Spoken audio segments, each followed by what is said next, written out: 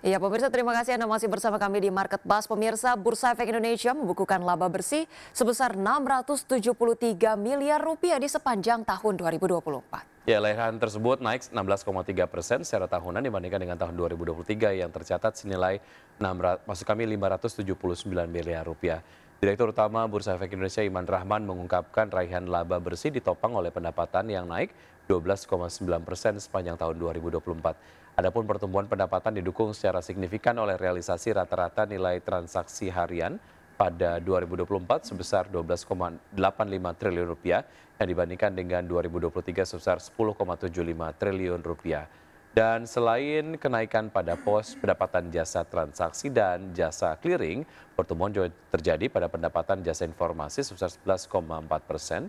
Kemudian pertumbuhan jumlah pelanggan data feed pada tahun 2024. Dan tak hanya itu, Bursa Efek Indonesia juga menjaga komitmen untuk terus meraih pertumbuhan di tahun selanjutnya yang tercermin dari belanja investasi mencapai 279,57 miliar rupiah di tahun 2024 atau naik 32,5% yang ditujukan untuk pembaruan sistem perdagangan dan pengawasan.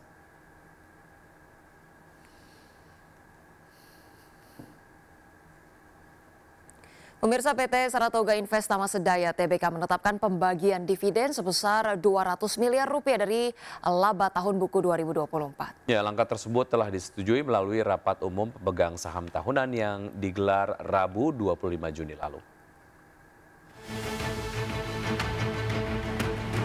PT Saratoga Investama Sedaya Tbk menetapkan pembagian dividen sebesar 200 miliar rupiah dari laba tahun buku 2024. Pemegang saham akan mendapatkan dividen sekitar Rp14,75 per saham.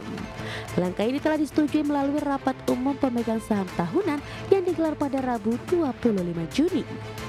Direktur Keuangan Saratoga Lani Dewang menyatakan, keputusan ini menunjukkan komitmen perusahaan dalam memberikan nilai tambah berkelanjutan bagi investor. Selama tahun 2024, Saratoga mampu menjaga stabilitas portofolio dan mencairkan dividen portofolio investasi hingga 3,8 triliun rupiah.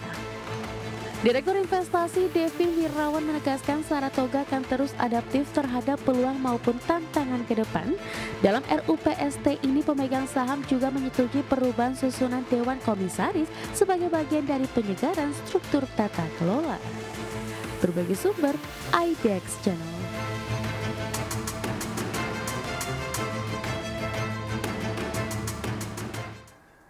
Pemirsa, PT Garuda Indonesia Persero Tbk menargetkan mampu mencetak laba bersih pada 2026 seiring dengan masuknya dukungan pendanaan senilai 6,65 triliun rupiah dari Danantara Indonesia.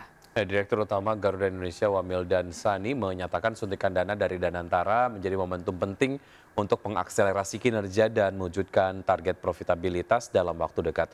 Pasalnya hingga kuartal 1 2025 Garuda tercatat membukukan rugi bersih sebesar 76,48 juta dolar Amerika Serikat. Adapun Danantara resmi memberikan dukungan awal berupa shareholder loan senilai 6,65 triliun rupiah atau setara dengan 405 juta dolar Amerika sebagai bagian dari total dukungan pembiayaan yang dirancang mencapai 1 miliar dolar Amerika Serikat. Selanjutnya Danantara dan Garuda akan melanjutkan transformasi dengan menitik beratkan pada optimalisasi kinerja operasional dan finansial sebagai bagian dari agenda jangka panjang menuju maskapai berkelanjutan. Mas Wiki lagi.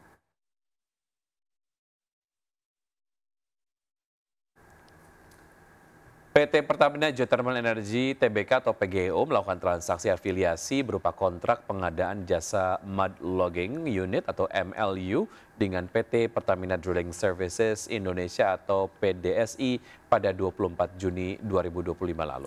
Ya, transaksi ini dilakukan dengan metode penunjukan langsung dalam rangka sinergi Pertamina Group. PT Pertamina Geothermal Energy Tbk atau PGEO melakukan transaksi afiliasi berupa kontrak pengadaan jasa mud lodging unit atau MLU dengan PT Pertamina Drilling Service Indonesia atau PDSI pada 24 Juni 2025 lalu. Berdasarkan keterbukaan informasi di Bursa Efek Indonesia, PGEO menaikkan kontrak pengadaan jasa MLU beserta kelengkapannya untuk pengeboran, kerja ulang dan reparasi sumur di area atau proyek PGEO dengan proses call of order yang dilaksanakan oleh PDSI. Transaksi ini dilakukan dengan metode penunjukan langsung dalam rangka sinergi Pertamina Group. PGEO sendiri memiliki hubungan afiliasi dengan PDSI, yang mana keduanya adalah anak perusahaan yang dikendalikan secara tidak langsung oleh PT Pertamina Persero. Kontrak jasa MLU beserta kelengkapannya untuk area atau proyek PGEO yang berlangsung pada 2025 hingga 2028 memiliki nilai sebesar 24,32 miliar atau 0,0720% dari ekuitas PGEO. Transaksi ini dilakukan berdasarkan beberapa alasan, diantaranya adalah pelaksanaan pengadaan kontrak yang mengacu kepada pedoman pengadaan barang, jasa yang berlaku di lingkungan PGEO dan PDSI yang memang ditunjuk sebagai pelaksana pekerjaan jasa MLU beserta kelengkapannya.